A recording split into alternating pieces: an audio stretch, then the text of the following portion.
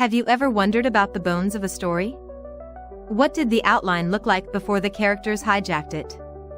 Ophelia Kee always wondered the same things about her own stories. As a discovery writer, the chaotic pantser style, not even the author knew how the tales in the Draoithe Saga would go until they went. Backward analyzing one story while busy writing the next tale or two somehow never happened. Apparently, OK put things off long enough, and some fancy computer magic will provide us with those long-wished-for story overviews. We can finally X-ray the tales from the dream and see their skeletons. Shall we investigate the next story in the dream? Have you ever wondered what makes a paranormal romance series so epic, so huge that you can just get lost in it for weeks on end? Well, today that's exactly what we're doing. We're breaking down the anatomy of a saga, and we're going to use the Synner Sainte series as our blueprint to see how these massive worlds get built from the ground up. Right off the bat, this quote from the author tells you everything. It's not just a tagline, it's a promise. It signals exactly the kind of world we're stepping into. It's going to be magical, it's going to be intense, and it's specifically for a mature audience that wants that guaranteed happily ever after. So, here's our game plan. First, we're going to explore the world itself, the rules of the game. Then, we'll meet the key players and figure out what makes them tick. We'll look at a really unique power dynamic that drives the plot, see how it all leads to the high-stakes goal of building a kingdom, and finally, we'll zoom out and reveal the genre's master blueprint. Every great saga starts with its world, right?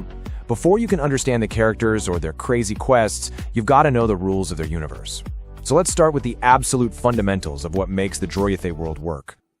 Now this is interesting. The author actually gives us her own definition of a saga, which is a huge clue. It tells us we're not just looking at a single story. No, this is a chronicle, a detailed history of an entire group of people building an immortal kingdom from pretty much nothing. Okay, so these are the ground rules for the whole series. Rule 1, every myth, legend, and fairy tale you've ever heard, totally real. Which, gives you a massive sandbox to play in.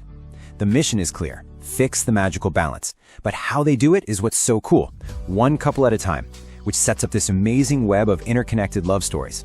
At the heart of it all are fated mates, which cranks the stakes up to a cosmic level. And of course, the promise of a happily ever after gives readers that satisfying ending they came for. So, now that we've got the world down, we need the people in it. Let's introduce the main characters, not just by their names, but by what their actual job is in the story. Here are the pillars holding the whole thing up. You've got Amelia, the mastermind from beyond, and I mean that literally. Her plan is the catalyst for the whole story, and she's dead. Her dutiful son, MarKus, is the one who has to pull it off. He partners with Logan, the redeemed sinner who's looking for a new purpose. And then Charlize and Shelby represent those romantic destinies that are completely tied up in their quest for a kingdom. And here it is. This is the plan that acts as the engine for the whole saga. Amelia Sainte basically left her son a checklist from beyond the grave. And each of these steps becomes a huge plot point, from forging a partnership to taking on a demon lord, and ultimately building a whole new kingdom from scratch. Now, one of the most unique things about this saga is the dynamic between the two male leads. This isn't just a simple friendship, it's a super complex power-sharing agreement that drives a ton of the world-building and character drama. So, think of it this way. MarKus is the king. He's the CEO of the whole operation. But Logan is the Harem Master, and that title is so much more than it sounds. He leads the family and is responsible for their safety. And get this, Logan has the authority to actually command MarKus's incredibly powerful magic to protect their people. It creates this fascinating system of checks and balances between the two most powerful men in the kingdom.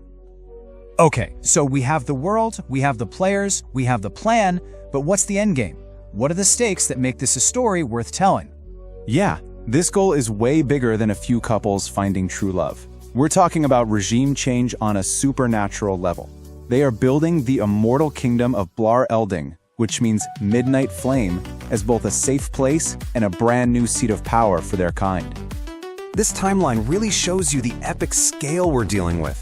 The roots of this conflict go back centuries. A lie told back in the year 60 throws the whole dream out of balance. Amelia's death in 1525 kicks off the main plot, and then, over 200 years later, the arrival of a key unicorn sets up a future prophecy. It's this deep history that gives the saga its weight. Their kingdom-building strategy basically rests on 3 pillars. First, they have to usurp power from their rivals, the House of Liario. Second, they have to create a physical safe haven at their castle, Blar Elding. And third, they have to secure the future, and they do that by finding their fated mates and continuing their lineage with many sons.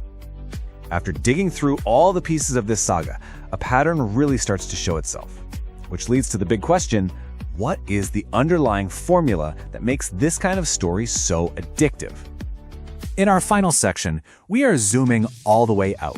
We're going to connect all the specific things we've seen in Synner Sainte to the broader and, frankly, wildly successful formula of paranormal romance sagas.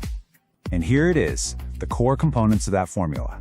You need the high-stakes romance of fated mates and the guaranteed payoff of a happily ever after. You've got to have the powerful alpha hero archetype, which we saw in both MarKus and Logan. Then you add the deep appeal of a found family, which is what the harem really is here, and you build it all on a solid foundation of epic world building. That's the blueprint. And we absolutely cannot ignore this part. That 18+ rating isn't just a warning label. It's a defining feature of the whole blueprint. The explicit content, the steaminess, it's central to the fantasy. It's about delivering on that promise of an intense, adult connection between fated mates that the audience is absolutely here for. So, the power of the paranormal romance saga really lies in this amazing combination. You get the intellectual satisfaction of complex world building, the tension of high-stakes conflict, and the deep emotional pull of a destined, fated connection.